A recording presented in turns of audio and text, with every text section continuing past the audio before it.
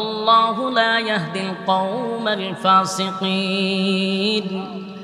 আয়াত কারিমা হযরত ওমর রাসূলের চতুর্দিকে ঘুরে আর এই আয়াতগুলি যখন পড়তেছিল, আল্লাহর নবী বুঝতে পেরে বলেন, ওমর রে, এই আয়াত তুমি আমার কান পর্যন্ত বারবার বারবার কেন পড়তেছ? এই আয়াতের মধ্যে আল্লাহ স্পষ্ট বলে দিল, আমি নবী যদি মুনাফিকের জন্য একবার নয় গো 70 বারও যদি আমি মুনাফিকের জন্য দোয়া করি, আমার আল্লাহ আমারে ঘোষণা দিল 70 বার দোয়া করলেও মালিক আমার দোয়া মুনাফিকের জন্য কবুল করবে না। বুঝতে পারছি কেন বারবার বারবার এই আয়াত তুমি আমার কান পর্যন্ত পৌঁছায়া দিচ্ছ। আমার বোঝার বাকি নেই।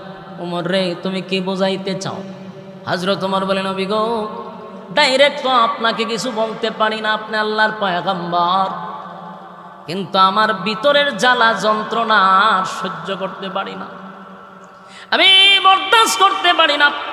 যেই লোকটা জীবনটা বর আপনি নবীর বিরোধিতা করল, জীবনটা বর ইসলামের ক্ষতি করল, যেই লোকটা আপনাকে মারার জন্য গভীরভাবে ষড়যন্ত্র করল, কেমনে গো আপনি নবী তার জানাজা পড়ার জন্য মাঠে আসছেন? আমি ওমর বরদাস্ত করতে পারি না গো নবী, আপনাকে অর্ডার দিতে পারলাম না, এই জন্য আমি কোরআনের আয়াত আপনার কান পর্যন্ত বারবার পৌঁছায়া দিচ্ছি। এখন নবীজি আপনি এই মুনাফিকের জানাজা পড়ায়েন না গো নবী। আল্লাহর নবী বলেন, ওমর, এই আয়াতের মধ্যে রব্বে কারীম কোথাও, এই আয়াতের কোথাও তো আল্লাহ একবারও বলে নাই যে আমি জানাজার নামাজ পড়াইতে পারবো না। এই আয়াতের মধ্যে কি আছে কোথাও যে জানাজার নামাজ আপনি পড়ায়েন না? এই আয়াতে আল্লাহ বলছেন 70 বার দোয়া করলেও আমার মালিক দোয়াটা কবুল করবে না, কিন্তু আমার মালিক একবারের জন্য বলে নাই যে আমি নামাজ পড়াবো না। এ ওমর, আমার আল্লাহ এত দয়া মায়া কেন দিল বল? আমি নবীর ভিতরে এত মায়া, আমার মালিক বলছে 70 বার দোয়া করলেও দোয়াটা কবুল করবে না, কিন্তু আমি নবীর ভিতরে এত মায়া, এত দয়া আল্লাহ কেন দিল? আমার মনটা চায় রে, আমার মনটা চায়, আমার মালিক 70 বার বলছে, আমার মনটা চায় আমি 100 বার গুনাহগারের জন্য দোয়া করি। আমার মালিক যদি 100 বার দোয়া করার বরকতে আমার গুনাহগার উম্মতকে মাফ করে দেয়, আমি রাসূল খুশি। জোরে কোন সুবহান। এ যুবক ভাই, এ নবীর কত মায়া দেখছনি?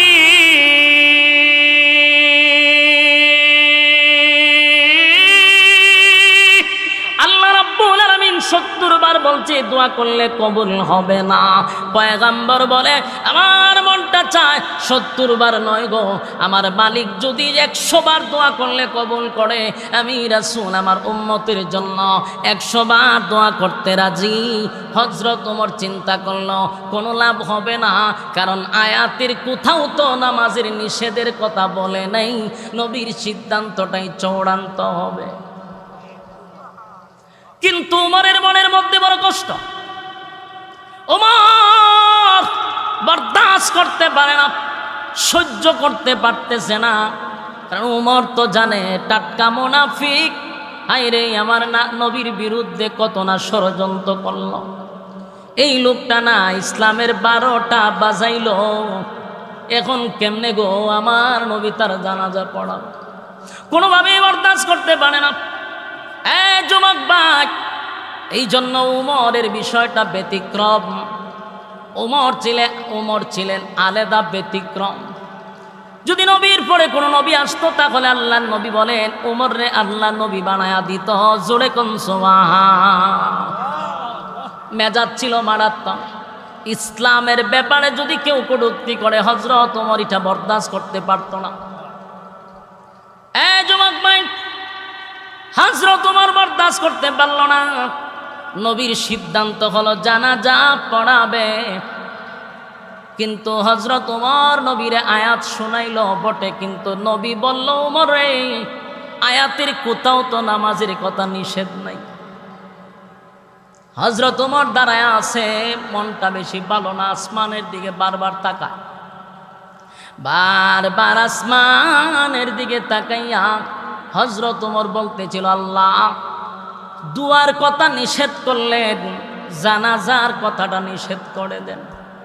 আল্লাহ জিব্রাইল পাঠাইয়া আয়াত নাজিল করে এই মুনাফিকের জানাজা বন্ধ করে দেন। আমি ওমর এটা বরদাস্ত করতে পারি না। এই যুবক ভাই, ইসলামের জন্য কত মায়া, ইসলামের জন্য হযরত ওমরের কত মায়া। ওমর ছিল বড় মারাত্মক, ওমরের হুঙ্কার ইসলামের জন্য বড় নিয়ামত ছিল। যেই দিন হযরত ওমর কালেমাটা গ্রহণ করল, সেদিনই হযরত ওমর নবীকে বললেন নবী গো আমার একটা বক্তব্যের জন্য দেন, আমি 1 মিনিট একটা বক্তব্য দিব। আল্লাহর নবী বলেন কি বক্তব্য দিবা? বলে দেন আমার অনুমতি। নবী তারে অনুমতি দিল। হযরত ওমর দাঁড়াইয়া মক্কার মধ্যে দাঁড়াইয়া বলতে লাগলো, এ মক্কার লোকেরা কে আসো আমার সামনে আসো, যার স্ত্রী বিধবা করতে চাও আমি ওমরের তরবারির নিচে আসো, যার সন্তানগুলি এতিম করতে চাও আমি ওমরের তরবারির নিচে আসো। আজকের থেকে আমি ঘোষণা দিলাম লা ইলাহা ইল্লাল্লাহ মুহাম্মাদুর রাসূলুল্লাহ সাল্লাল্লাহু আলাইহি ওয়াসাল্লাম। আবু জাহিল্লা বক্তব্য শূন্য ঘর থেকে বাইরেছে, কেডায় রে ওই কেডারে তোমার বক্তব্য দেয়? ঘর থেকে বাকির হইয়া যখন দেখে হযরত ওমর তরবারি হাতে লইয়া বক্তব্য দেয়, আবু জাহিল্লা আবার দৌড় মাইরা ঘরে গিয়া দরজা লাগাই দিছে। ওই সর্বনাশ সর্বনাশ, ওমরের তরবারির সামনে গেলে আমার সন্তান এতিম হবে। সেই ওমর অন্যায়টা পছন্দ করে না। হযরত ওমর আসমানের দিকে তাকায় আর বলে মালিক আপনি আয়াতটা নাজিল করে দেন, দোয়া নিষেধ করছেন, এবার নামাজটাও বন্ধ করে দেন গো। আল্লাহর নবী নামাজের জন্য প্রস্তুতি নিবে এমন সময় নবী আব্দুল্লাহ ইবনে উবাই ইবনে সুলুল এত বড় মুনাফিকের সামনে গিয়া নবী দাঁড়াইয়া নবীজির জবান মোবারক থেকে একটু তুতু লাগাইছে। তুতুটা নিয়া আব্দুল্লাহ ইবনে উবাই ইবনে সুলুলের মুখে লাগায়া দিছে। সুবহানাল্লাহ। বাড়িতে গিয়া এত বড় মুনাফিকের মুখে নবীর তুতু লাগাইছে। সমস্ত সাহাবীরা অবাক। আল্লাহর নবী বলেন আব্দুল্লাহ রে, আমি নবীর মুখের তুতু তোর আব্বার মুখে লাগাইছি কেন জানোস?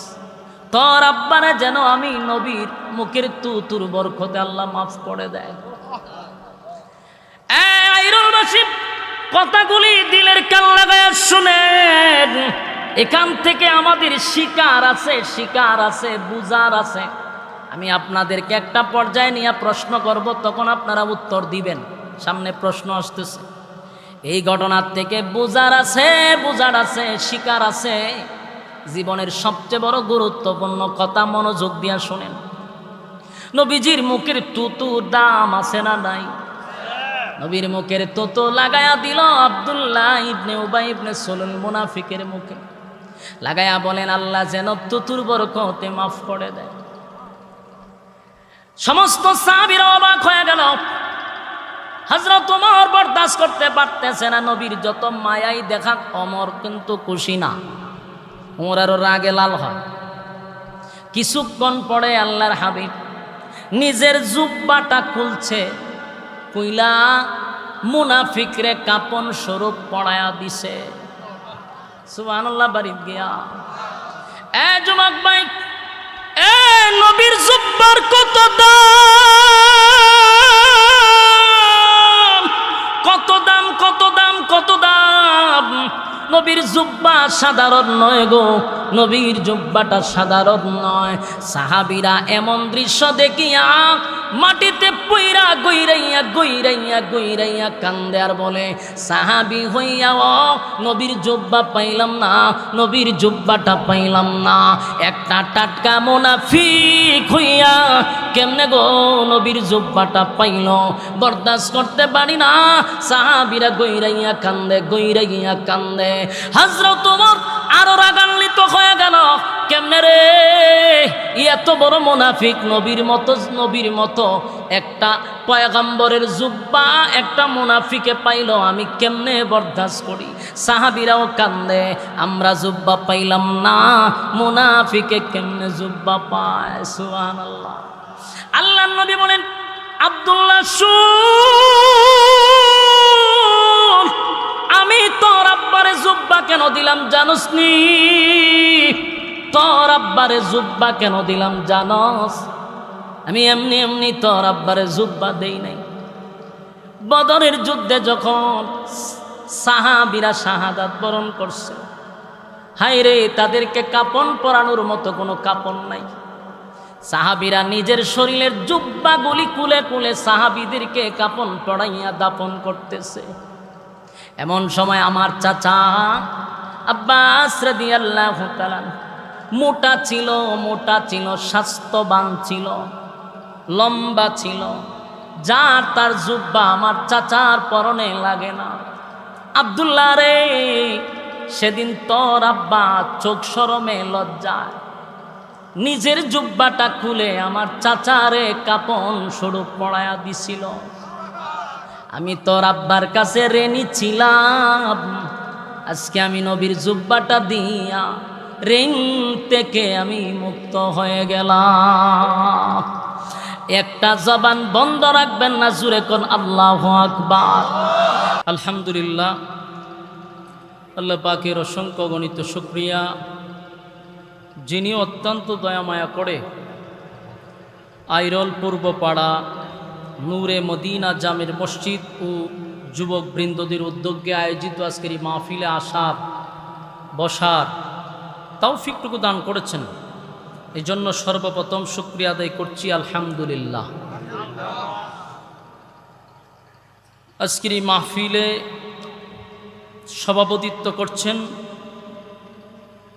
হজরত মাওলানা শফিউল্লাহ সাহেব দামাত বরকাতুহুম, হজরত মাওলানা মুফতি আবু মৌসা আল মাহদি সাহেব দামাত বরকাতুহুম সহ আজকের মাহফিলের প্রধান মেহমান আলহাজ মোহাম্মদ মঈনুদ্দিন মঈন সাহেব, সংসদ সদস্য ব্রাহ্মণবাড়িয়া 2 সরাইল আশুগঞ্জ। আজকের মাহফিলের যিনি মধ্যমণি পীরে কামেল হজরত মৌলানা মুস্তাক ফৈজি পীর সাহেব দামাত বরকাতুহুম আপনাদের মাঝে চলে আসছে। আলহামদুলিল্লাহ, খুশি না বেজার? অলরেডি হুজুর চলে আসছে। ওয়াজ করেছেন আমার অত্যন্ত মহব্বতের, আপনাদের এলাকার সুপরিচিত আমার বড় ভাই হজরত মাওলানা মুফতি আবুল কাশেম হাশিমি সাহেব দামাত বরকাতুহুম, মুহতামিম আইরল ইসলামিয়া মাদ্রাসা। হজরতের বয়ান আপনারা এতক্ষণ শুনছিলেন। ধারাবাহিকভাবে আপনাদের এই মাহফিলের আলোচনা চলতে থাকবে ইনশাআল্লাহ। আপনাদের আজকের মাহফিলের প্রধান অতিথি চলে আসছে। লক্ষ কোটি দুরুদ এবং সালাম আল্লাহর সৃষ্টির প্রধান আকর্ষণ জনাবে মুহাম্মদুর রাসূলুল্লাহ সাল্লাল্লাহু আলাইহি ওয়াসাল্লামের উপর। সম্মানিত সুধী, অত্যন্ত গুরুত্বপূর্ণ একটা মজলিস, ফজিলতপূর্ণ একটা মজলিস, বরকতপূর্ণ একটা মজলিস, উলামায়ে কেরামদের মজলিস, আল্লাহ ওয়ালাদের মজলিস। যতক্ষণ ফ্যান্ডেলটার ভিতরে থাকবেন গুনাহ না হওয়াটাই সম্ভব। ফ্যান্ডেলের বাহিরে গিয়া রাস্তাঘাটে ভিড় করলে গুনাহ হওয়াটা সম্ভব। তাই গুনাহমুক্ত এক পরিবেশে আমরা বসতে পারছি, আলহামদুলিল্লাহ। আল্লাহর রাসূল বলেন, নাজালাত আলাইহিমুস সাকিনা, যতক্ষণ তোমরা দ্বীনি মজলিসে বসা থাকবা ততক্ষণ উপর থেকে সাকিনা রহমত নাজিল হয়। আসিনি আইরলে সুবহানাল্লাহ থাকলে কইবেন। একটা বিষয় চিন্তা করার বিষয় যে এখানে বসলে সাকিনা রহমত নাজিল হবে। তো যারা মাহফিল শোনার উদ্দেশ্যে আসছেন, অনর্থক রাস্তাঘাটে দোকান পাটে সময় নষ্ট না করে বরকতি মজলিসে বসে যাই, যতক্ষণ বসা থাকবো গুনাহ হবে না, এটাই সম্ভব। আমরা এই মজলিসে এখনো যারা বসতে পারি নাই, মেহেরবানি করে আমরা বসে যাই। যতটুক দূরে আওয়াজ পৌঁছতেছে সকলের প্রতি আন্তরিক মোবারক অভিনন্দন। সম্মানিত সুধী, কোরআনের কথা শোনার জন্য প্রচণ্ড গরমের মধ্যে মৌমাছির মতো আপনারা ছুটে আসতেছেন। এটা একমাত্র লিওয়াজহিল্লাহ, আল্লাহর ভালোবাসা ছাড়া, নবীর মহব্বত ছাড়া এই প্রচণ্ড গরমে ওলামায়ে কেরামদের বক্তব্য শোনা, এটা একান্ত আল্লাহর মহব্বত আর নবীর মহব্বত ছাড়া কোনোভাবেই সম্ভব না। যত বড় নেতাই হোক, যত বড় রাজনীতিবিদই হোক, এই প্রচণ্ড গরমে নেতার বক্তব্য শোনার জন্য কেউ বসবে না। বাস্তব না বাস্তব? আমরা সচরাচর দেখি নেতারা বক্তব্য দিবার আগে খুব পাবলিসিটিং করে, অনেক সময় পাবলিকদেরকে টাকা পর্যন্ত দেয়। এরপরও তাদের সামনে লোক আনতে পারে না। আর এখানে আপনাদেরকে খাবারও দেওয়া হবে না, গাড়ি ভাড়াও দেওয়া হবে না। প্রচণ্ড গরমে আপনারা মৌমাছির মতো বসে রয়েছেন। আল্লাহর ভালোবাসা, নবীর মহব্বত আপনাদের ভিতরে আছে, এই জন্য মৌমাছির মতো এসে বসে গেছেন। প্যান্ডেলের শেষ মাথা পর্যন্ত পর্যাপ্ত পরিমাণ আওয়াজ আসেনি? ঠিক আছে। সম্মানিত সুধী, কোরআন এমন একটি গ্রন্থ যা নাজিল হয়েছে ১৫০০ বছর আগে, এখনো আছে, কিয়ামত পর্যন্ত থাকবে। এই ১৫০০ বছরের ভিতরে একটা নক্তা, সব, জের, ফেশ এদিক সেদিক হয়েছে নি? পর্যন্ত হয় নাই। কেন হয় নাই? কারণ দায়িত্ব কোনো মানুষের হাতে না, কোরআনের দায়িত্বটা স্বয়ং আল্লাহর হাতে। যদি এটা কোনো মানুষের হাতে থাকতো তাহলে ২০২৪ সালে বিসমিল্লাহর বাও আমরা তালাশ করে পাইতাম না, উঠতে যেত গা। দায়িত্বটা আল্লাহ নিজে নিছেন। যেন আল্লাহ বলেন, ইন্না নাহনু নাজ্জালনা যিকরা ওয়া ইন্না লাহু লাহাফিজুন।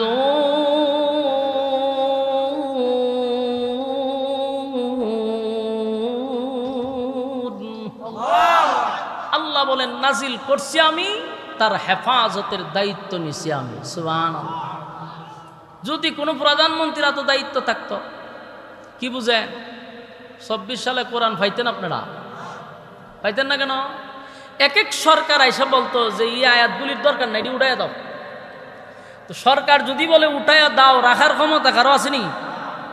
এই উঠাইয়া দাও করতে করতে ২০২৪ সালে আমরা দেখলাম বিসমিল্লাহ লিখতে বা লাগে, বাও নাই, এটা উঠাই দিছে। এই জন্য আল্লাহ বলেন, নাজিল করছি আমি, দায়িত্বটাও নিছি আমি। আল্লাহ দায়িত্ব নেওয়ার কারণে ১৫০০ বছর আগে যেমন নাজিল ছিল কোরআন, এখনো আছে, একটা নক্তাও লড়ছে না। সুবহানাল্লাহ। সাধারণ কথা না। এই জন্য কোরআন আমাদের জন্য হেদায়াত, কোরআন আমাদের জন্য একটা নূর। কোরআনের আইন অনুযায়ী চলা আমাদের জরুরি আছে না নাই? আমি আপনাদের সামনে মহাগ্রন্থ আল কোরআনের সূরা তওবার ৮০ নম্বর আয়াত তেলাওয়াত করছি। এই ৮০ নম্বর আয়াতে আল্লাহ রাব্বুল আলামিন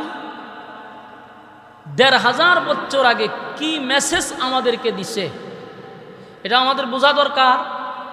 এবং ওই ১৫০০ বছর আগের যে কথাগুলি কিয়ামত পর্যন্ত এটার হুকুম থাকবে, এই অনুযায়ী আমরা আমল করা দরকার। কোরআন এমন একটা গ্রন্থ, এটা বিশেষ কোনো প্রেক্ষাপটে নাজিল হয়েছে, কিন্তু তার হুকুমটা থাকবে কিয়ামত পর্যন্ত। আমার কথা যদি আপনারা বুঝুন তাহলে কিন্তু হ্যাঁ না বলবেন।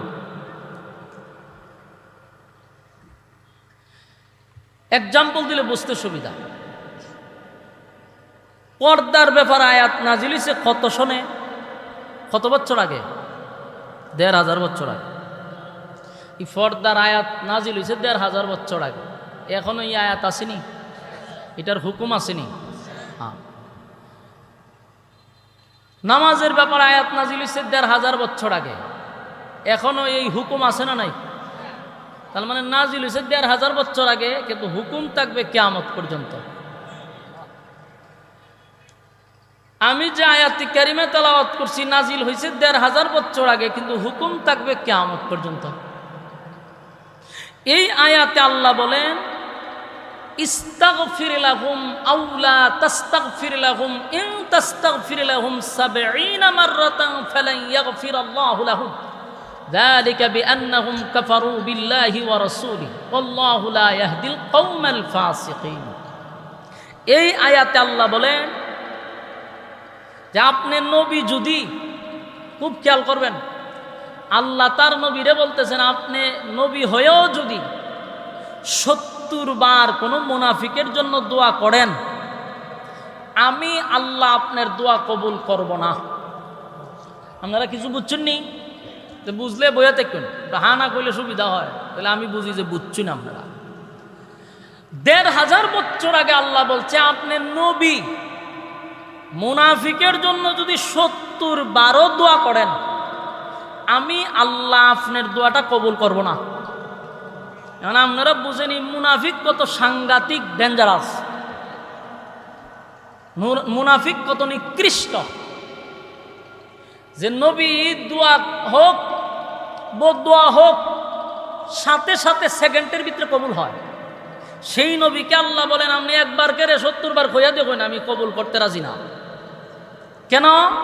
ইস্তাগফির লাহুম আও লা তাস্তাগফির লাহুম ইন তাস্তাগফির লাহুম ৭০ মাররাতান ফালান ইয়াগফিরাল্লাহু লাহুম যালিকা বিআন্নাহুম কাফারু বিল্লাহি ওয়া রাসূলিহি ওয়াল্লাহু আ'লাম ওয়া রাসূলিহি। আল্লাহ বলেন যে মুনাফিক আল্লাহ এবং রাসূলের সঙ্গে, ফাসিকিন মুনাফিক আল্লাহ এবং রাসূলের সঙ্গে কুফরি করছে।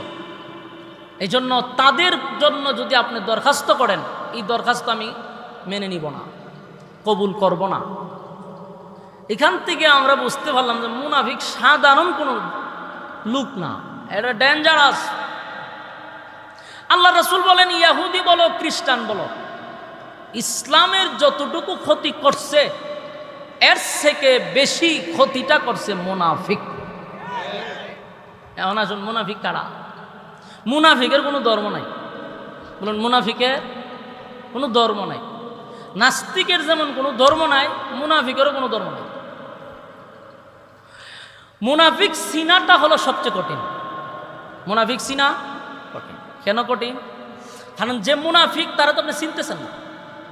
এই লোকটার লেবাসের দিক দিয়ে আপনি তারে ফালাই দিতে পারবেন না, বরং কোনো কোনো সময় মুনাফিকের ফাঁকগিরি আপনি আমার থেকে বড় হয়, মুনাফিকের জুব্বা আপনি আমার থেকে বড় হয়। তার লেবাস বেশ দেখলে বোঝা যায় মক্কার ইমাম, কিন্তু ভিতরে হুদ্দা শয়তানি। বাস্তব না বাস্তব? সমাজের মানুষ আমরা মুনাফিক চিনতে ভুল করি, খালি বেশ দেখলেই বোঝা যায় না। প্রথমেই বলছি যে মুনাফিকের লেবাস মক্কার ইমামের চেয়েও বেশি দেখা যায় মাঝে মধ্যে, কিন্তু ভিতরে শয়তানি। রাসূল আরবি সাল্লাল্লাহু আলাইহি সাল্লামের যুগে জিবরাইল আলাইহিস সালাতু ওয়াস সালাম রাসূলের কাছে একটা লিস্টি দিছে। লিস্টিটার মধ্যে মুনাফিকের সিরিয়াল ছিল, যে এই এরা কিন্তু মুনাফিক। এই লিস্টটি আল্লাহ ডাইরেক্ট জিবরাইলের মাধ্যমে রাসূলের কাছে পাঠাইছে। আল্লাহর রাসূল মুনাফিকের লিস্টিটার প্রথম নাম্বারে যার নামটা দেখছে, রাসূল আশ্চর্য হইছে। আশ্চর্য কেন হইছে? যার নামটা ১ নম্বরে, এই লোকটা রাসূলের পিছনে নামাজ পড়ে। কিতাব উচ্চ নাইরলবাসী কার পিছনে নামাজ পড়ে?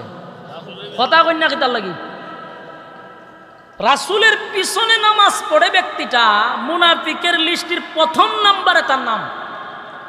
বলুন তো দেখি, লোকটার লেবাস কোনো দিক দিয়ে কমতি ছিল? রাসূলের মাথায় ফাগরি, বেচারার মাথা তো ফাগরি। রাসূলের মুখে দাড়ি, বেচারার মুখেও দাড়ি। রাসূলের শরীরে জুব্বা, বেচারার শরীরেও জুব্বা। রাসূলের পকেটে মিসওয়াক, বেচারার পকেটেও মিসওয়াক, মা গো মা, পুরা তো দরবেশ, কিন্তু লিস্টির প্রথম নাম্বারে ব্যক্তির নাম। এখান থেকেও বোঝা গেল রাসূলের যুগে যদি রাসূলের পিছনে নামাজ পড়া মুনাফিক হয়, এখনকার যুগে আমরার সাথে চললেও মুনাফিক হওয়ার সম্ভাবনা আছে। এজন্য মুনাফিক থেকে সাবধান। জাহান্নামের সবচেয়ে নিকৃষ্ট জায়গায় মুনাফিকের স্থান হবে। ইহুদি খ্রিস্টানদের ব্যাপারে বলা হয় না, বলা হয়েছে মুনাফিকের সবচেয়ে নিকৃষ্ট জায়গায় তাদের স্থান হবে, কারণ ক্ষতিটা এরা বেশি করছে। আর মুনাফিকরা তো চিনা যায় না, এরা চলবে আপনার সাথে, বসবে আপনার সাথে, উঠবে আপনার সাথে, খাইবে আপনার সাথে, সুযোগ পাইলেই আপনাকে শেষ করবে। সুযোগটা পাইলেই আপনার পিছন দিয়া তারা কুড়াল মারবে। এই জন্য ইসলামের যুগ যুগ থেকে মুনাফিকরা ক্ষতিটা বেশি করছে। বহুবার রাসূল মুনাফিকরে ধরছে সরাসরি, যুদ্ধের ময়দানে গিয়েও মুনাফিকরা ধরা খাইছে, হুদায়বিয়ার সন্ধিতে গিয়েও মুনাফিকরা ধরা খাইছে। তো সম্মানিত শুধু এই মুনাফিকদের ব্যাপারে আল্লাহ আয়াত নাজিল করে জানাইছে, আপনি একবার না 70 বারও যদি দোয়া করেন আমি দোয়া কবুল করব না। তো আব্দুল্লাহ ইবনে উবাই ইবনে সুলুল ছিল মুনাফিকের সর্দার, মানে লিডার। এই লোকটা ইসলামের অনেক ক্ষতি করছে, এটা সাহাবায়ে কেরামও কিছু বুঝতে পারছে যে লোকটা বেশি সুবিধার না। রাসূলও জানতো হে যে মুনাফিক, কিন্তু কারো কাছে এটা বলে নাই। সাহাবায়ে কেরামরাও বুঝতে পারছে যে হে ইসলামের দুশ্মন, কিন্তু ডাইরেক্ট মুনাফিকরে ধরা যায় না, মুনাফিকরে ধরা ছোঁয়ার বাইরে থাকে। এই লোকটা একদিন মারা যাওয়ার পরে তার সন্তানের নাম হলো আব্দুল্লাহ, রাসূলের একেবারে ঘনিষ্ঠ একজন সাহাবী, রাসূলের কলিজার টুকরা সাহাবী আব্দুল্লাহ, মানে মুনাফিকের সন্তান। রাসূলের কাছে আইসা দুঃখ প্রকাশ করলো, হুজুর আজকের দিনটা আমার মনটা বড় খারাপ। রাসূল দেখে তার চোখ দিয়া পানি পড়তেছে, তো জিজ্ঞাসা করলো তুমি কাঁদো কেন? হুজুর আমার আব্বা মারা গেছে, আমার আব্বা মারা গেছে, এই জন্য আমি কান্দি। রাসূল কইতে হন আমি কি করতাম? আব্দুল্লাহ হুজুর আমি জানি যে আমার বাপ বেশি সুবিধার ছিল না, আমার বাপ যে শয়তানের খারাজিল কি আসিনি, এটা আপনিও জানেন আমিও জানি, কিন্তু আমার তো বাপ, আমার বাপ, এই জন্য আমার কষ্ট লাগে। খারাপ ছিল, ইসলামের ক্ষতি করছে, কিন্তু বাপ তো আমার কষ্ট লাগে। আল্লাহ রাসূল বলেন আমার কাছে কেন আছে এটা কও। হুজুর আমার বাপ ইসলামের অনেক ক্ষতি করছে, আপনার ব্যাপারেও গভীর ষড়যন্ত্র করছে। আমি জানি আমার বাপ জাহান্নামে যাবে, কিন্তু আমার দিলটাও বলে, আমার মনটা বলে আপনি নবী যদি আমার বাপের জানাজাটা ফিরে দেন, তাহলে আপনি নবীর জানাজার বরকতে আব্বারে আল্লাহ মাফ করে দিতে পারে। কথা কি বুঝতেছেন? আর হলো মুনাফিকের ছেলের বক্তব্য যে আপনি নবী যদি জানাজা পড়ায় দেন, তাহলে আমার দিলটাই সাক্ষী দেয় আমার আব্বার আল্লাহ মাফ করে দিতে পারে। রাসূলের দেখেন দয়া মায়া কতটুকু। এই জন্য আল্লাহ বলেন ওমা আরসালনাকা ইল্লা রাহমাতাল লিল আলামিন, আমি আমার রাসূলকে রহমত স্বরূপ পাঠাইছি, দয়া মায়ার কোনো অভাব নাই। এত শত্রুতামি করার পরেও আল্লাহর রাসূল বলল শোনো, আমি জানাজা পড়াই দিলে যদি তোমার আব্বারে আল্লাহ মাফ করে দেয় তা আমার অসুবিধা করবে, ঠিক আছে আমি জানাজা পড়াই দিব। এই কথাটা বলতে দেরি হয়েছে, আব্দুল্লাহ একটা দৌড় মারতে দেরি করছে না, মানে জায়গা দাঁড়াইছে না। কেন দাঁড়াইছে না? সাহাবী তো বুঝে যদি আমি দাঁড়ায় থাকি জিবরাইল আইসা পড়ব, আইসা একটা আয়াত নাজিল করবো, তা আমার বাপের জানাজা আর হইতো না। এই জন্য রাসূল বলতে দেরি হয়েছে, উনি উঠটা দৌড় মারছে। দৌড় মাইরা মদিনার অলিতে গলিতে যারে পাইছে হেরেই কইছে যে শোনো আমার আব্বার জানাজাটা কিন্তু রাসূল পড়াবে, এটা প্রচার করে দিছে। গোটা মদিনার আনাসে কানাসে খবর পৌঁছায় দিছে মুহূর্তের ভিতরে যে আব্বার জানাজা পড়াবে রাসূলুল্লাহ। তো তো যে শুনছে হেউই আশ্চর্য হয়েছে। আর আশ্চর্য হওয়ার কথা, আশ্চর্য হয়েছে সর্বনাশ, সেটা কীভাবে সম্ভব? এত বড় একটা টাটকা মুনাফিকের জানাজা আল্লাহ রাসূল পড়াবে, কথা কি রাসূল বলছে? বলে হ। যে শুনে সেওই আশ্চর্য, কেউ এটা মেনে নিতে পারতেছে না যে এত বড় একটা ইসলামের শত্রুর জানাজা রাসূল পড়াবে, এটা মাইনে নেই কেমনে? খবর পৌঁছতে পৌঁছতে মুনাফিকদের খানেও গিয়ে পড়ছে। 1000 মুনাফিক শুনছে যে রাসূল জানাজা পড়াবে, তাদের লিডারের জানাজা। মুনাফিকরা কয় করে সারা জীবন আমরা আব্দুল্লাহর পুত্র মুহাম্মদের বিরোধিতা করলাম, সারা জীবন ইসলামের ক্ষতি করলাম, সেই ইসলামের নবী জানাজা পড়াবে আমাদের নেতা, চল জানাজা দেখে আসে। বলুন তো দেখি, জানাজা পড়তে যায় না দেখতে যায়? দেখতে যায়।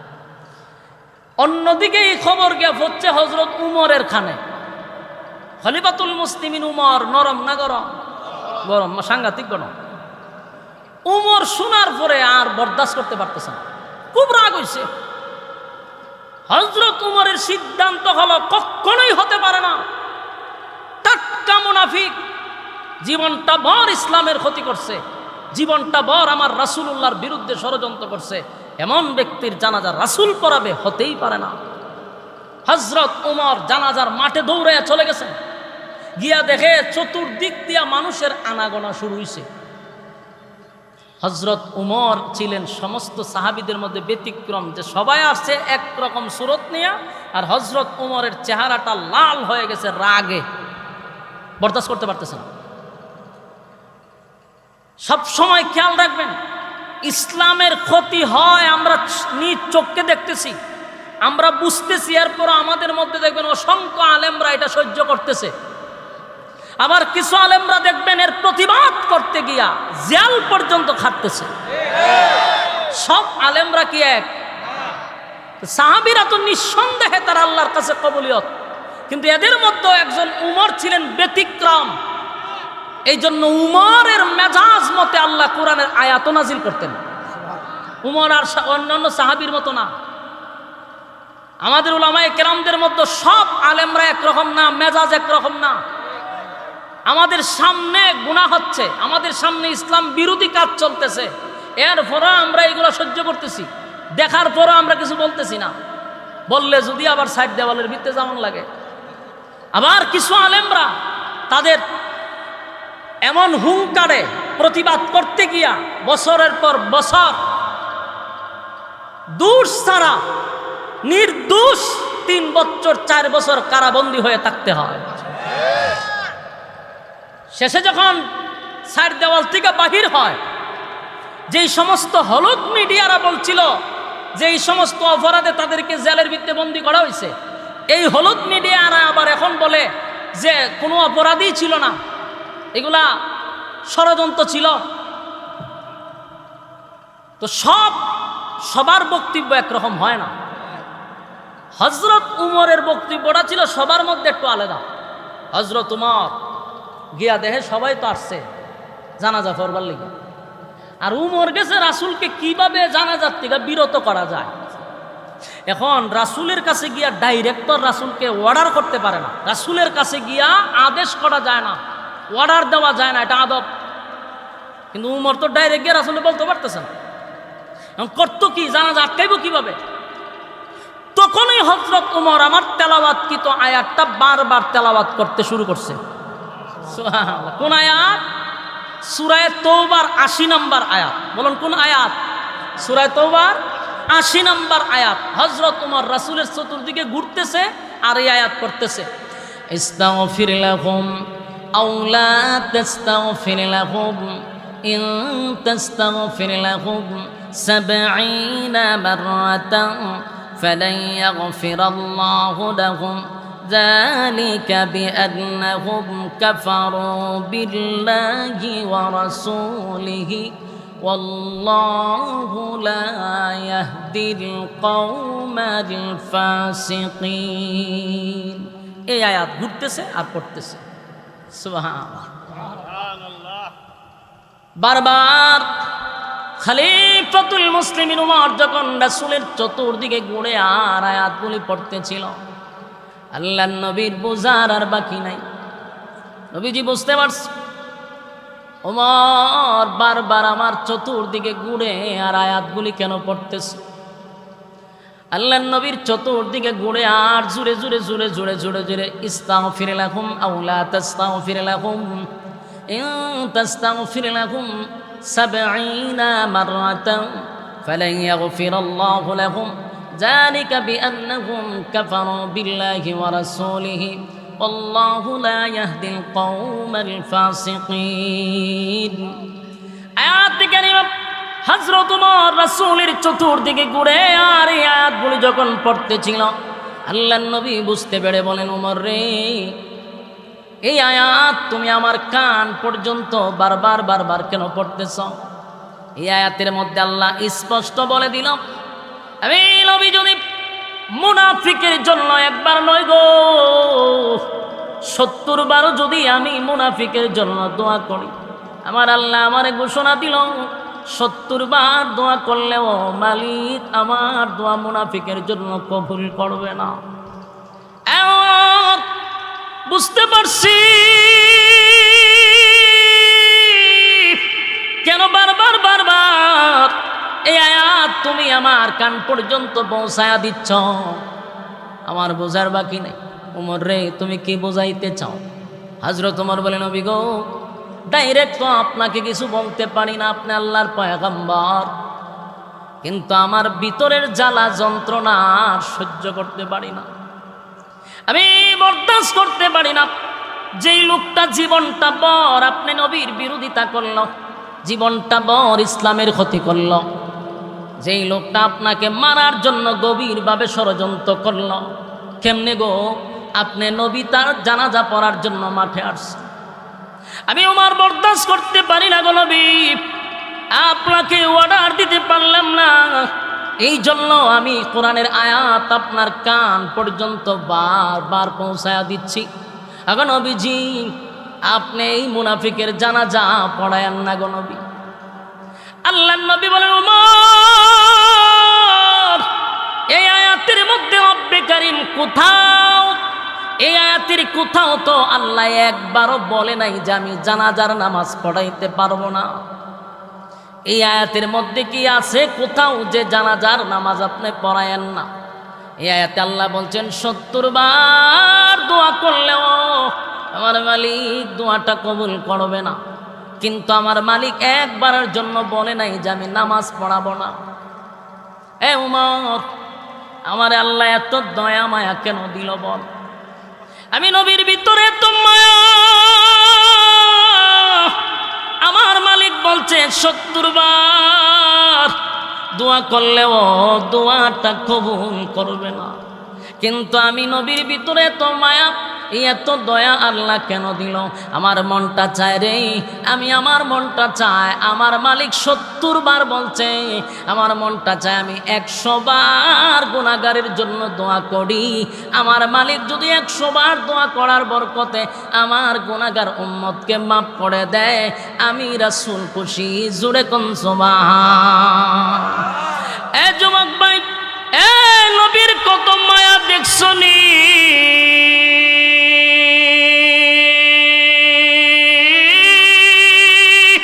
আল্লাহ রাব্বুল আলামিন 70 বার বলছে দোয়া করলে কবুল হবে না। পয়গম্বর বলে আমার মনটা চায় 70 বার নয় গো, আমার মালিক যদি 100 বার দোয়া করলে কবুল করে, আমি রাসূল আমার উম্মতের জন্য 100 বার দোয়া করতে রাজি। হযরত ওমর চিন্তা করলো কোনো লাভ হবে না, কারণ আয়াতের কোথাও তো নামাজের নিষেধের কথা বলে নাই, নবীর সিদ্ধান্তটাই চূড়ান্ত হবে।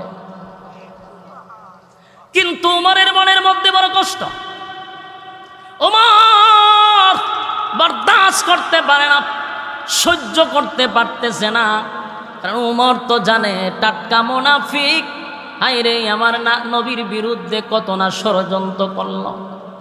এই লোকটা না ইসলামের 12টা বাজাইল, এখন কেমনে গো আমার নবী তার জানাজা পড়াবে? কোনোভাবেই বরদাস্ত করতে পারে না। যুবক ভাই, এই জন্য উমরের বিষয়টা ব্যতিক্রম। উমর ছিলেন আলাদা ব্যতিক্রম। যদি নবীর পরে কোনো নবী আসতো তাহলে আল্লাহর নবী বলেন উমর রে আল্লাহ নবী বানায়া দিত। জোরে কোন সুবহান। মেজাজ ছিল মারাত্মক। ইসলামের ব্যাপারে যদি কেউ কটূক্তি করে হযরত ওমর এটা বরদাস্ত করতে পারত না। যুবক ভাই, হযরত ওমর বরদাস্ত করতে পারল না। নবীর সিদ্ধান্ত হলো জানাজা পড়াবে, কিন্তু হযরত ওমর নবীরে আয়াত শোনাইল বটে, কিন্তু নবী বলল ওমর রে আয়াতের কোথাও তো নামাজের কথা নিষেধ নাই। হযরত ওমর দাঁড়ায় আছে, মনটা বেশি ভালো না, আসমানের দিকে বারবার তাকায়। বারবার আসমানের দিকে তাকাইয়া হযরত ওমর বলতেছিল আল্লাহ দুয়ার কথা নিষেধ করলেন, জানাজার কথাটা নিষেধ করে দেন। আল্লাহ জিবরাইল পাঠাইয়া আয়াত নাজিল করে এই মুনাফিকের জানাজা বন্ধ করে দেন। আমি ওমর এটা বরদাস্ত করতে পারি না। যুবক ভাই, ইসলামের জন্য কত মায়া, ইসলামের জন্য হযরত ওমরের কত মায়া। ওমর ছিল বড় মারাত্মক। ওমরের হুঙ্কার ইসলামের জন্য বড় নিয়ামত ছিল। যেই দিন হযরত ওমর কালেমাটা গ্রহণ করল, সেদিনই হযরত ওমর নবীকে বললেন নবী গো আমার একটা বক্তব্যের জন্য দেন, আমি 1 মিনিট একটা বক্তব্য দিব। আল্লাহর নবী বলেন কি বক্তব্য দিবা? বলে দেন আমার অনুমতি। নবী তারে অনুমতি দিল। হযরত ওমর দাঁড়াইয়া মক্কার মধ্যে দাঁড়াইয়া বলতে লাগলো মক্কার লোকেরা কে আসো আমার সামনে আসো, যার স্ত্রী বিধবা করতে চাও আমি ওমরের তরবারির নিচে আসো, যার সন্তানগুলি এতিম করতে চাও আমি ওমরের তরবারির নিচে আসো। আজকের থেকে আমি ঘোষণা দিলাম লা ইলাহা ইল্লাল্লাহু মুহাম্মাদুর রাসূলুল্লাহ সাল্লাল্লাহু আলাইহি ওয়াসাল্লাম। আবু জাহিল্লা বক্তব্য শূন্য ঘর থেকে বাইরেছে। কেডায় রে? ওই কেডারে তোমার বক্তব্য দেয়? ঘর থেকে বাকির হইয়া যখন দেখে হযরত ওমর তরবারি হাতে লইয়া বক্তব্য দেয়, আবু জাহিল্লা আবার দৌড় মাইরা ঘরে গিয়া দরজা লাগাই দিছে। ওই সর্বনাশ সর্বনাশ, ওমরের তরবারির সামনে গেলে আমার সন্তান এতিম হবে। সেই ওমর অন্যায়টা পছন্দ করে না। হযরত ওমর আসমানের দিকে তাকায় আর বলে মালিক আপনি আয়াতটা নাজিল করে দেন।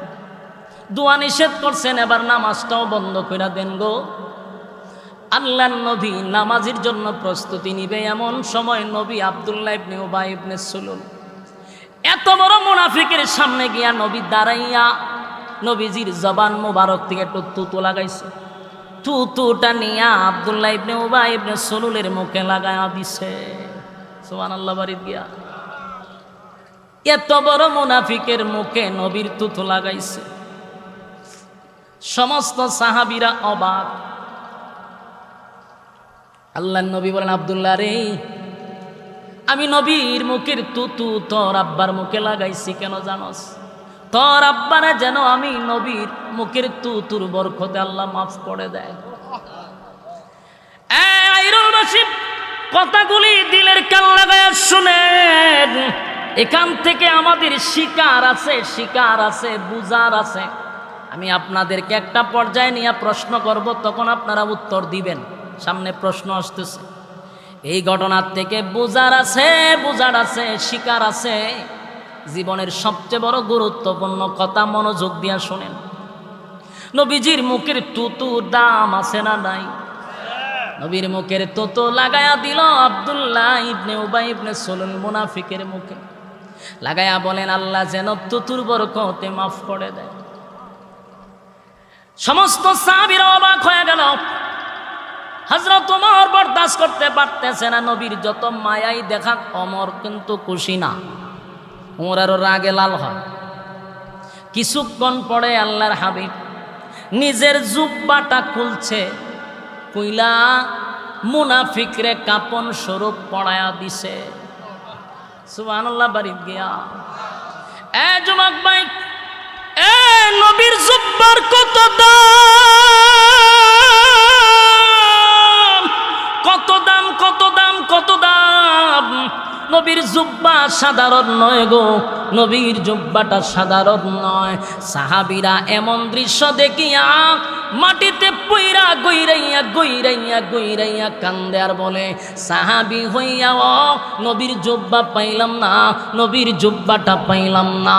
একটা টাটকা মুনাফিক হইয়া কেমনে গো নবীর জুব্বাটা পাইল, বরদাস্ত করতে পারি না। সাহাবীরা গইরাইয়া কান্দে, গইরাইয়া কান্দে।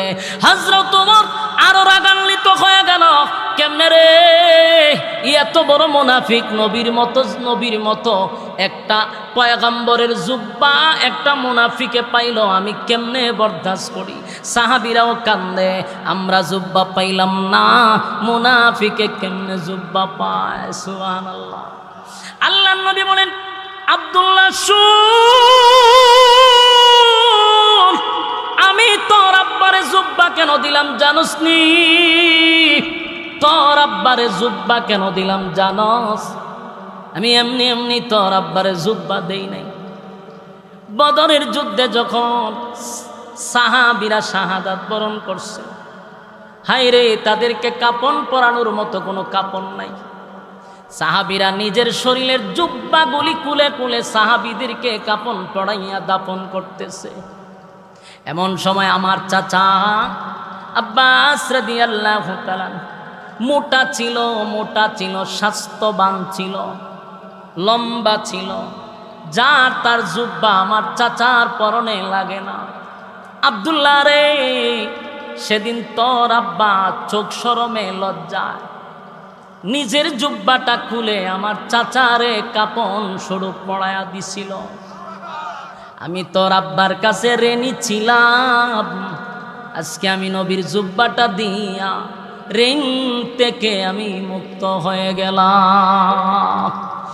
একটা জবান বন্ধ রাখবেন না, জুরে কোন আল্লাহু আকবার। আরো জুরে কোন আল্লাহু আকবার। ইমানের আওয়াজ দিয়ে বলেন আল্লাহু আকবার। আমার নবীর কত মায়া দেখছনি। একটা মুনাফিক রে নবীর জুব্বা পড়ায়া দিল গো, নবীর জুব্বা পড়ায়া দিল, নবীর জুব্বা পাইল মুনাফিকে। আর নবী বলেন, আমি আমার জুব্বা তোর আব্বারে পড়ায়া দিলাম, আমি তোর আব্বার মুখে তুটাও লাগায়া দিলাম। উপস্থিত সাহাবীরা কান্দে, এই দৃশ্য দেখে আফসোস করে। এমনকি হযরত ওমর রাগে রাগান্বিত হইয়া চতুর্দিকে তাকায় আর আসমানের দিকে তাকায় আর বলে, মালিক জানাজার নামাজ বন্ধ করে দেন। আল্লাহর হাবিব সেখানে উপস্থিত 1000 মুনাফিক, 1000 মুনাফিক এই জানাজার নামাজে উপস্থিত হইছে। জানাজা পড়ার জন্য নয় গো, জানাজা দেখার জন্য আসছে। কথা কি বুঝতেছেন? জানাজা দেখার জন্য আসছে। কেন? যেই লোকটার বিরোধিতা জীবনটা বর আমাদের নেতায় করল, যেই লোকটার বিরোধিতা জীবন বর আমাদের নেতায় করে গেল, সেই নেতার জানাজা আব্দুল্লাহর পুত্র মোহাম্মদ কেমনে পড়াবে, এই দৃশ্যটা দেখার জন্য আব্দুল্লাহ ইবনে উবাই ইবনে সুলুলের যতগুলা কর্মী ছিল সব জানাজার ময়দানে আসছে জানাজার নামাজটা দেখার জন্য। 1000 মুনাফিক এই দৃশ্যটা দেখে চোখ দিয়া পানি ছাড়ে আর বলে, কার বিরুদ্ধে এতদিন আমরা অবস্থান নিলাম, কার বিরোধিতা করলাম রে, কারে মারার জন্য ষড়যন্ত্র করলাম। যেই লোকটার বিরোধিতা আমরা করলাম জীবনটা বর, আমাদের লিডারের নেতৃত্বে আমরা তার বিরোধিতা করলাম। এত বড় দুশ্মনের প্রতি যদি তার এত মায়া হয়, মহব্বত হয়, দুশ্মনের প্রতি যদি এত ভালোবাসা হয় রে, তাহলে এই লোকটার বন্ধুর জন্য কত মায়া। 1000 মুনাফিক বলে, টাকা দে। দুশ্মনের প্রতি আব্দুল্লাহর পুত্র মুহাম্মদের কত মায়া। দুশ্মনের প্রতি যদি এত মায়া হয়, তার বন্ধু যদি হয়ে যাই, বলো না কতটা মায়া মহব্বত করবে। যার বিরোধিতা করল তার মুখে তুতু লাগায়া দে রে, নিজের জামাটা খুলে তারে কাপন পড়ায়া দে। এই লোকের বিরোধিতাটা জীবনভর করলাম। 1000 মুনাফিক আসছিল জানাজা দেখার জন্য। 1000 মুনাফিক দৌড়াইয়া রাসূলের কাছে গেল, গিয়া বলে, গো নবীজি, অন্যায় করে ফেলেছি, অপরাধ করে ফেলেছি, জীবনটা বর আপনি নবীর বিরোধিতা করলাম, আপনাকে মারার জন্য ষড়যন্ত্র করলাম। এর নেতৃত্ব দিছে যে মারা গেল আব্দুল্লাহ ইবনে উবাই ইবনে সুলুল, আমাদের নেতা আজকে মারা গেছে। এই নেতার নেতৃত্বে আপনার বিরোধিতা করলাম, মারার জন্য ষড়যন্ত্র করলাম, কিন্তু আজকে আপনার আখলাক আর চরিত্র দেখে পাগল হয়ে গেলাম।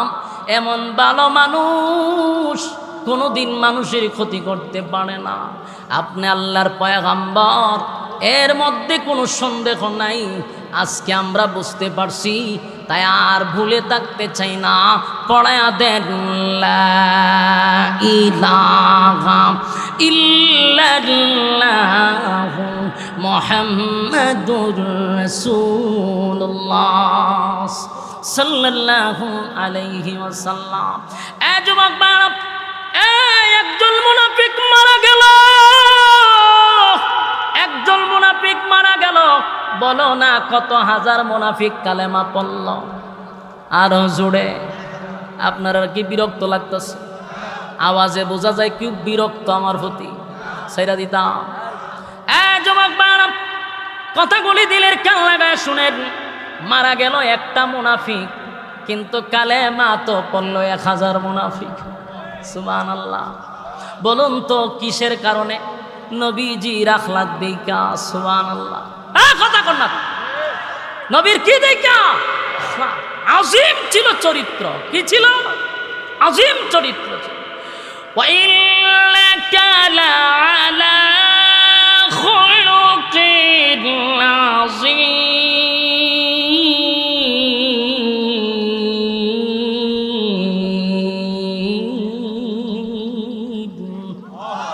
আজিম চরিত্র, নবীর চরিত্র দেখা 1000 মুনাফিক কালেমা পড়ছে।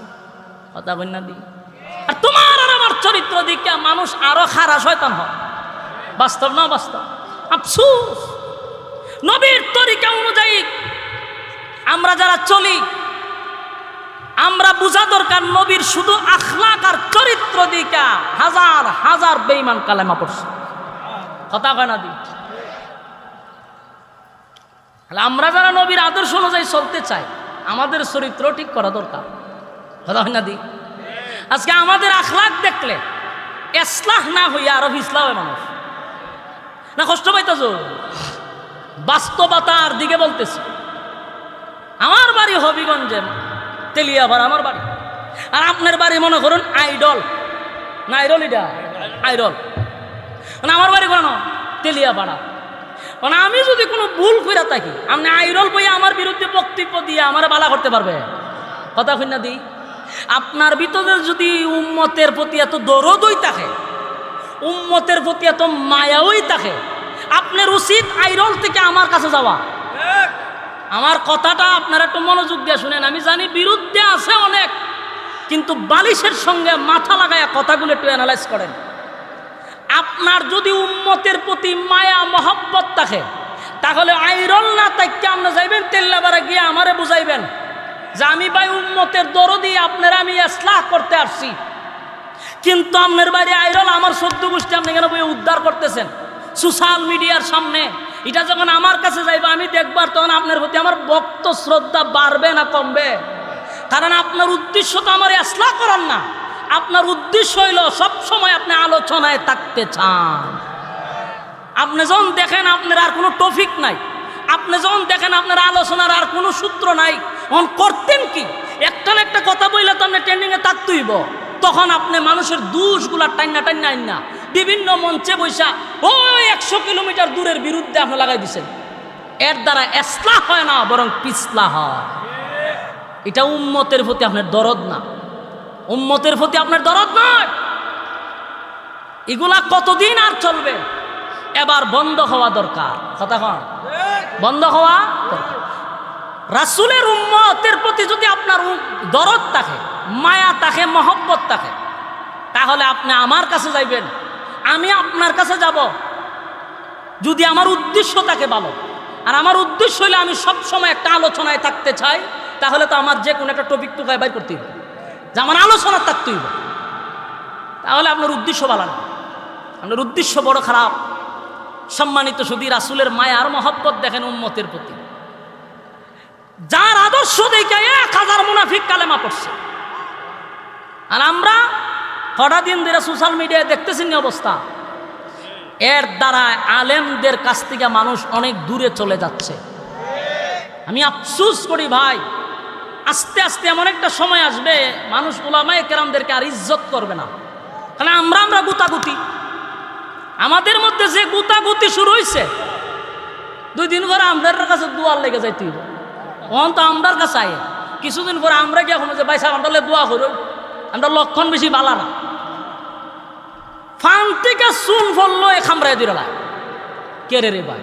তোমার ভিতরে যদি দরদ থাকে তুমি পার্সোনাল নাম্বারে ফোন দাও। গত কিছুদিন ধরে দেখতে যে আমার একটা সঙ্গীত এখনো বাইরেছে না, এখনো এটা রিলিজই হয় নাই, যা শুধু আমি রেকর্ড করতাম গেলাম, এটা 30 সেকেন্ডের ভিডিওটা সারা হয়েছে, এটা নিয়েও সমালোচনা শুরু করে দিছে, এখনো রিলিজই হয়েছে না। কেন? তোমার আর অন্য কোনো আলোচনা নাই? সারাটা দিন বইয়া খালি খার কোনো দোষ আছে, এটি বইয়ে বইয়ে নোট করে ডায়েরিতে। এরপরে এই নোটটা দেয় মিডিয়ার কাছে যে তুই কিন্তু সময় মতে আমার কাগজটা ধরাই দিস, কারণ আমার কিন্তু এখন আলোচনা থাকতে পারতেছি না, কারণ বড় বড় বাংলার বাগরা বাইরিছে, এখন আমার খাওয়া নাই, আমার মার্কেটে খাওয়াই তুইব, আর খাওয়াইতে গেলে আমার কাছে কাগজ দিস, আমি কিছু আলোচনা থাকতে হইব, কারণ ভাইরাল ব্যক্তিদের ব্যাপারে যদি কথা না বলি আমি তো ভাইরাল হইতাম না। এই মন মানসিকতার থেকে বাইরে আসতে হবে, এই কুরুচিপূর্ণ মন মানসিকতার থেকে বেরিয়ে আসতে হবে। ইজ্জতের জায়গায় আছেন, ইজ্জতের জায়গায় থাকেন। একটা সময় মানুষ মাথা, বাংলাদেশের মানুষ যত চিনেন, সম্মান দিতে দিতে আসমানও তুলে, আবার জুতা দা ফিডায় আপনি সালাম, এটা হলো বাংলাদেশ। কথা হয় না দি? আমরা বাংলাদেশে একজন বক্তা আছে শায়েখ আহমদুল্লাহর সাথে যে লাগছে এখন, তারে কিন্তু আমরাই উফরে উঠাইছি, এখন আমরা এবার নিচে লামাইতেছি। কেড়ে কত আবেগ কেড়ে আপনারা, উড়াইবার সময় স্মরণ থাকে না, লামাইবার সময় আপনারা স্মরণ থাকে না। এগুলো হইল গিয়া বাউতাবাজি ছাড়া কিছু না। একটা ফেসবুকে কিন্তু নাস্তিকরাও থাকে, রামবামরাও থাকে, খালি আলেমরা থাকে না। আমরা যে খামরা খামরি শুরু করছি, ফলাফল কিন্তু ভালো হবে না। আমার ক্ষুদ্র জ্ঞান থেকে বলি, একজনকে রাহবার মেনে বাংলাদেশের রাস্তা আমরা চলবো, যারে রাহবার মাইনা। কথা এখন ঠিক কিনা? এখন যেহেতু বাংলার বাঘ ফিরে আসছে, আমরা তারে রাহবার হিসেবে মানি, অসুবিধা কি? একজনের নেতৃত্বে চলেন, গুতাগুতি বাদ দেন, বাদ দিয়া চলেন সামনের দিকে, আমাদেরকে টেকাইবার মতো কেউ থাকবে না। আর যেইভাবে খামরা খামরি শুরু হয়েছে, আমরা ফতনও বেশি সময় না। আল্লাহ আমাদের হেফাজত করুক। আমি সম্মানিত শুধু রাসূল সাল্লাল্লাহু আলাইহি সাল্লামের শুধু আখলাক আর চরিত্র দিকা 1000 মুনাফিক ছিল তামসা দেখবার লাগিয়া, তামসা দিকা কালেমা বের হইছে। সুবহানাল্লাহ, এটা আদর্শ, রাসূলের আদর্শ ছিল। তো এখন মুনাফিকরা কালেমা পড়ছে, তেমন সবাই খুশি না? কথা কই না দি? জানাজার মাঠে সবাই খুশি, কয় হাই সব বনাই 1000 মুনাফিক কালেমা পড়ছে, সবাই খুশি। কিন্তু একজন মানুষ আরো রাগে রাগান্বিত হইছে, উনি হলেন হযরত ওমর। উনি রাগ হইল কেন? উনার রাগটা আরো বাড়ছে। কেন বাড়ছে? যে এতক্ষণ রাসূল আমাকে বলছে যে আয়াতের মধ্যে আল্লাহ বলছে শুধু দুয়া নিষেধ করছে, কিন্তু জানাজার কথা তো নিষেধ করে নাই। কিন্তু রাসূল তখন স্পষ্ট হয়ে গেছে, যার কর্মীরা নিজেই বলছে যে হে আমাদের নেতা ছিল, যার কর্মীরা কি বলছে, সে আমাদের নেতা ছিল, তার নেতৃত্বে আপনার বিরোধিতা করছে, ইসলামের 12টা বাজাইছে। তো রাসূল তখন ক্লিয়ার হয়েছে। কথা হয় না দি? এখন কেন জানাজা পড়াবে? কথাটা বুঝতেছেন না? হযরত ওমরের যুক্তি আছে না নাই? এখন তো রাসূল বুঝতে পারছে যে সে টাটকা মুনাফিক, কারণ তার কর্মীরা বলছে তার নেতৃত্বে আমরা ইসলামের ক্ষতি করছি। এখন কেন আবার রাসূল জানাজা পড়াবে? হযরত ওমরের রাগ কমছে না। উমর বারবার আসমানের দিকে তাকায়, আল্লাহ আল্লাহ তাড়াতাড়ি আয়াত পড়াই দেন। আর রাসূলের সিদ্ধান্ত হলো জানাজা আমি পড়াবো। রাসূল জানাজা পড়াইবার লেগে জানাজার মুসল্লায় চলে গেছে।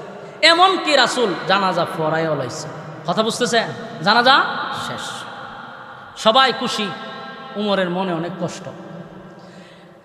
মনের কষ্ট নিয়ে বসে রয়েছে। কিছুক্ষণ পরে রাসূল হযরত উমর তাকায়া দেখে যে আল্লাহর রাসূল জানাজা শেষ হয়েছে, ভালো কথা, এখন লাশের পিছনে পিছনে রাসূল হাইটা কবরস্থানে যাইতেছে। এটা দেখে উমরের মেজাজ আরো গরম হয়েছে। উমরের কত হইলো, জানাজা আপনি পড়াইছেন তো শেষ, এখন আবার গুরুস্থানে যান কেন? নিশ্চয়ই আপনি এর জন্য দোয়া করবেন। তাহলে এই আয়াত তো কেন আছে, ইস্তাগফির লাহুম আও লা তাস্তাগফির লাহুম ইন তাস্তাগফির লাহুম ৭০ মাররাতান ফালান ইয়াগফিরাল্লাহু লাহুম যালিকা বিআন্নাহুম কাফারু বিল্লাহি ওয়া রাসূলিহি ওয়াল্লাহু আ'লাম। এই ওয়া রাসূলি এখান পর্যন্ত আল্লাহ বলছেন যে আপনি নবী যদি ইস্তাগফির লাহুম আও লা তাস্তাগফির লাহুম, আপনি নবী যদি ৭০ বারের দোয়া করেন, আমি মুনাফিকের জন্য দোয়া কবুল করব। তাহলে এখন উমরের কত হইল, দোয়ার কথা না, আপনি বলছেন যে দোয়ার কথা আছে, নামাজের কথা নাই। কবরস্থানও যেহেতু আপনি যাইতেছেন, তাহলে নিশ্চয়ই আপনি দোয়া করবেন, কথা হয় না? হযরত উমর এখন আরো রাগ হচ্ছে, রাগ হইয়া এখন তো উমর লাল হয়ে গেছে, বারবার বলতেছে আল্লাহ আপনি আয়াত নাজিল করে আগে রাসূলকে জানাই দিছেন, দোয়া করলে কবুল হবে না। রাসূল তো এখন কবরস্থানে গেছে, দোয়া করবে। হযরত উমর পেরেশান। রাসূল সাল্লাল্লাহু আলাইহি সাল্লাম যখন মুনাফিকের দাফন কাফন হইল, এবার রাসূল 2 হাত উত্তোলন করবে মুনাফিকের জন্য দোয়া করার জন্য, এমনি জিবরাইল আয়া হাজির। সুবহানাল্লাহ, কারো জোরে কম, জিবরাইল আয়া হাজির হয়ে। জিবরাইল বলেন আগে নবীজি দোয়াটা করেন, পরে আগে শুনেন আয়াত নাজিল হয়ে গেছে। সুবহানাল্লাহ, আপনি দোয়া করবেন না, আপনার উমরের সিদ্ধান্তটাকে আল্লাহ পছন্দ করছে। কার সিদ্ধান্ত? উমরের সিদ্ধান্ত আল্লাহ পছন্দ করছে। উমরের মেজাজ মতে আল্লাহ কোরআনের আয়াত নাযিল করছে। সুবহানাল্লাহ। এই জন্য উমরকে বলা হয় মেজাজে ওহী। সুবহান, যার মর্জি মেজাজ মতো কোরআনে প্রায় 21 জায়গা আল্লাহ আয়াত নাযিল করছে। কি বুঝলেন? এই যুবক ভাই, জিবরাইল আলাইহিস সালাতু ওয়াস সালাম এসে বলেন নবী গো দোয়া করবেন, পড়ে শুনেন আয়াত নাজিল হয়ে গেছে। আপনার ওমরের সিদ্ধান্তটাই হলো চূড়ান্ত সিদ্ধান্ত। আপনার ওমরের সিদ্ধান্তটা আল্লাহ বড় পছন্দ করছে। আগে নবী যে আয়াত কারিমা নাজিল করে আল্লাহ জানায়া দেয় ওয়ালা তুসাল্লি আলা আহাদিম মিনহুম মাতা আবাদা ওয়ালা তাকুম আলা কবরি। এখান পর্যন্ত আল্লাহ বলেন ওয়ালা তুসাল্লি আলা আহাদিম মিনহুম মাতা আবাদা ওয়ালা তাকুম আলা কবরি। নেক্সট টাইমে, পরবর্তীতে, ভবিষ্যতে আপনি আর কোন মুনাফিকের জানাজা পড়বেন না। এই মিয়া কিছু বুঝছেন না আপনারা? কিতাব বুঝছো? আয়াত উমরের মেজাজ মতো হইছে নি? কথা কই না দি? উমর কি চাইছিল? জানাজা নামাজ আল্লাহ বন্ধ করে দেন। আপনি বন্ধ করছেনি? আল্লাহ কই ওয়ালা তুসাল্লি আলা আহাদিম মিনহুম মাতা আবাদা ওয়ালা তাকুম আলা কবরি। আপনি নেক্সট টাইমে মানে ভবিষ্যতে আর কোন মুনাফিকের জানাজা আপনি পড়াবেন না। এরপর এখানেই শেষ না, ওয়ালা তুসাল্লি আলা আহাদিম মিনহুম মাতা আবাদা ওয়ালা তাকুম আলা কবরি। এরপর আল্লাহ বলেন কবরের সামনে দাঁড়াইয়া মুনাজাত করবেন না। কথা কই না দি? উমরের মেজাজ মতো হইছে নি? উমর চাইছিল কি, আল্লাহ দিছে কি? উমর যা চাইছিল আল্লাহ এই অনুযায়ী আয়াত নাযিল করছে।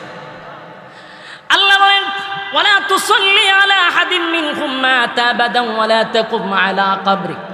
নবী গো ভবিষ্যতে আপনার কোনোদিন মুনাফিকের জানাজা পড়বেন না, এমন কি মুনাফিকের কবরের সামনে দাঁড়াইয়া আপনি নবী দোয়া করবেন না। তাহলে আয়াত নাজিল করে দিল, আল্লাহ নামাজ নিষেধ করে দিল। এখন এর সময় যেহেতু কম, একবারে টাইম শেষ, এখন সংক্ষিপ্ত আকারে একটু বোঝানোর দরকার। আয়াত তো নাজিল হয়ে গেল, কিন্তু প্রশ্ন একটা থেকেই গেল, আয়াতটা যে নাজিল হয়েছে এটা কিন্তু মুনাফিকের জানাজা পড়ার পরে নাজিল হয়েছে। কথা হয় না দি? এই আয়াতটা যদি জানাজার আগে নাজিল হইতো তাহলে মুনাফিকের জানাজা আর পড়ানো হতো না। কথা হয় না দি? কিন্তু আয়াতটা কখন নাজিল হলো? মুনাফিকের জানাজা কমপ্লিট হয়ে গেল। আল্লাহ রাব্বুল আলামিন তখন আয়াতটাও নাজিল করলো। একটা প্রশ্ন থেকে যায়, কেন রে এই আয়াতটা আল্লাহ আগে নাজিল করলো না, আয়াতটা কেন পরে নাজিল করলো? এখানে প্রশ্ন, কথা কোন ঠিক? এই প্রশ্নের জবাব মুফাসসিরিনে কেরাম উল্লেখ করেছেন যে কেন আল্লাহ পরে নাজিল করলেন, আগে কেন নাজিল করলেন না। তার এক নাম্বার কারণ হলো আল্লাহ নবীর কথার বড় দাম, বড় দাম। সুবহানাল্লাহ। এই যুবক বান্ধব, যেই সময় আব্দুল্লাহ ইবনে উবাই ইবনে সুলুল মারা গেল, আব্দুল্লাহ ইবনে উবাই ইবনে সুলুলের ছেলে যখন নবীর কাছে গিয়া বলছে, নবী গো, আমার আব্বা মারা গেছে, আপনি নবী যদি জানাজা পড়ায়া দেন তাহলে আমার দিলটা সাক্ষী দেয় আমার আব্বারে আমার আল্লাহ মাফ করে দিবে। কথা কোন ঠিক? এই আদাসিনী, রাসূল কি বলছে? আমি জানাজা পড়ায়া দিলে যদি তোমার আব্বারে আমার আল্লাহ মাফ করে দেয় তাহলে আমি জানাজা পড়ায়া দিব। কথা কন, জানাজা পড়ায়া দিব। এই যে রাসূল বলছে জানাজা পড়ায়া দিব, এবং আব্দুল্লাহ করছে কি, পুরা মদিনায় এটা ভাইরাল করে দিছে যে আমার বাপের জানাজা রাসূল পড়াবে। তাহলে সবাই শুনছে, রাসূলও বলছে। এখন মানুষ আসছে জানাজা পড়ার জন্য, এই মুহূর্তে যদি আয়াত নাজিল করে আল্লাহ জানাজাটা বন্ধ করে দেয়, নবীর কথার ওজন থাকে না। কথা কি বুঝতেছেন? আমার নবীর কথার ওজন রাখার জন্য, নবীর কথার ওজন রাখার জন্য আল্লাহ আগে নাজিল করে নাই, পরে নাজিল করছে। এখন এতক্ষণের আলোচনার থেকে আমাদের শিকার কি, আমাদের বুঝার কি? এখানে সংক্ষেপে বলি, এতক্ষণের আলোচনার থেকে বুঝতে তো হবে কেন এই আলোচনাটা করলেন। এর এক নাম্বার কথা হলো, নবী যেই জায়গায় মুনাফিকের মুখে তুতু লাগাইয়া দিল, নবী যেখানে তার জুব্বা খুলে কাফন পরাইয়া দিল, এরপরও কি লোকটা জান্নাতে যাইতে পারছে? হ্যাঁ, কথা কই না? কথা হয় না। তাহলে নবীর তুতু লাগাইয়া দিল, জান্নাতি হওয়া যায় না। নবীর পরনের জুব্বা ফরাইয়া দিল, জান্নাতি হওয়া যায় না যতক্ষণ না পর্যন্ত নবীর তরিকা অনুযায়ী, আল্লাহর হুকুম অনুযায়ী জীবন যাপন না করবে। নবীর ইতাআত করতে হবে। শুধু লম্বা লম্বা ডায়লগ দিলে চলবে না। শুধু লম্বা লম্বা ডায়লগ দিয়া দিয়া নবীর আশেক আশেক কইয়া লাফাইলেই জান্নাত পাওয়া যায় না। এর বাস্তব প্রমাণ আব্দুল্লাহ ইবনে উবাই ইবনে সুলুলের জানাজায় রাসূল তুতু লাগাইছেন, রাসূলের জুব্বা পরাইয়া দিছে। এরপর আব্দুল্লাহ ইবনে উবাই ইবনে সুলুল জাহান্নামের নিকৃষ্ট জায়গায় থাকবে। বুঝা গেল?